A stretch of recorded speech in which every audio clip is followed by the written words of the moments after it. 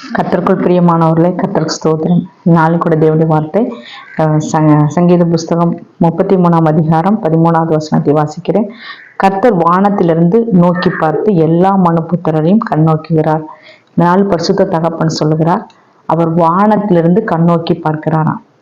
அவர் வானத்திலிருந்து நோக்கி பார்க்கிறாராம். நாம் ஆராதிக்கிற தேவன் வானத்திற்கு மேலாக இருக்கிறார். அதனால அங்கிருந்து என்ன செய்யறார்? மனுபுத்திரர் நோக்கி பார்க்கிறார். ஏன்னா அவருடைய கண்கள் கவனித்து நோக்கி பார்த்து கொண்டிருக்கிறதா. தேவ பிள்ளைகள் எப்படிப்பட்ட பிள்ளைகள் என்று நாம பயபக்தியா இருக்கிறோம் என்று அவர் ஒவ்வொரு நாளும் கவனமாய் பார்த்து கொண்டிருக்கிறார். இன்னைக்கு நம்ம நேசிக்கிற பிள்ளைய நம்மளோடைய நம்ம பெற்ற பிள்ளைகள், நம்ம நேசிக்கிற அன்பா இருக்கிற பிள்ளைகளை நம்ம ஒவ்வொரு நாளும் கண்கள் அந்த பிள்ளைகள் மேலேயே கவனம் செலுத்திட்டு இருப்போம்.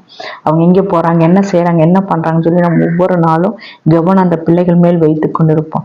அது போல பரிசுத்த தகப்பன் எந்த பிள்ளை மேல் அன்பு அதிகமாய் வைத்திருக்கிறாரோ, எந்த பிள்ளை அதிகமாய் நேசிக்கிறாரோ அந்த பிள்ளையை ஒவ்வொரு நாளும் கவனம் செலுத்திக்கிட்டே இருப்பார், கண்ணோக்கி பார்த்து கொண்டே இருப்பார். அதனால ஒவ்வொரு நாளும் என்ன செய்யறாருங்க, அவர் தேவ சமூகத்திலிருந்து பரிசுத்த ஆவியானவர் பரலோகத்திலிருந்து கண்ணோக்கி பார்க்கிறாருங்களாம். அடுத்த வசனம் பாருங்க, 14வது வசனம், தாம் வாசமாய் இருக்கிற ஸ்தலத்திலிருந்து பூமியின் குடிகள் எல்லார் மேலும் கண்ணோக்கமா இருக்கிறார். அவர் வாசம் செய்கிற அந்த பரலோகத்திலிருந்து ஒவ்வொரு பிள்ளைகளையும் கண்ணோக்கி பார்த்து கொண்டிருக்கிறாராம்.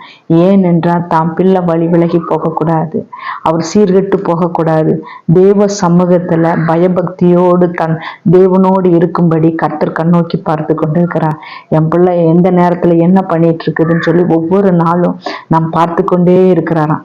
ஏன்னா நம்ம பிள்ளைங்க கொஞ்ச நேரம் எங்கேயாவது வெளியில போயிட்டோம்னா உடனே நம்ம என்ன செய்வோம்? போன் எடுப்போம். எங்க இருக்கீங்க, என்ன பண்றீங்க?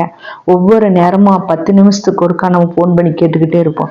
அவங்க என்ன பண்ணிட்டு இருக்கிறாங்க, எங்க இருக்கீங்க, சீக்கிரம் வந்துருங்க அப்படின்னு சொல்லி நம்ம என்ன செய்யறோம்? நம்ம பிள்ளைங்க தொலைந்து போகக்கூடாது, நம்ம எந்த பக்கமும் பிள்ளைங்க விலகி போகக்கூடாதுன்னு சொல்லி நம் தாய் தகப்பன் கண்கள் எல்லாம் பிள்ளைகள் மேலேயே நோக்கி பார்த்து கொண்டிருக்குமா.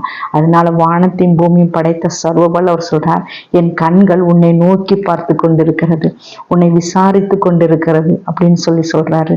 ஏன்னா சங்கீதம் 14ஆம் அதிகாரத்தில் 2ஆம் வசனம் சொல்கிறார், கர்த்தரை தேவனை ஒவ்வொரு பிள்ளைகளும் என்ன செய்யறது இல்லைங்க, உன்னை தேவனை தேடுகிற உணர்வு இல்லை என்று தேவன் ஒவ்வொரு நாளும் கண்ணோக்கி பார்த்து கொண்டிருக்கிறார்.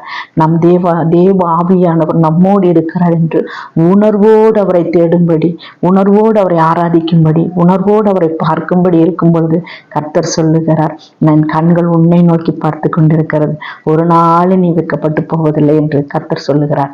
கர்த்தர் கொடுத்த வார்த்தைக்கு நன்றி.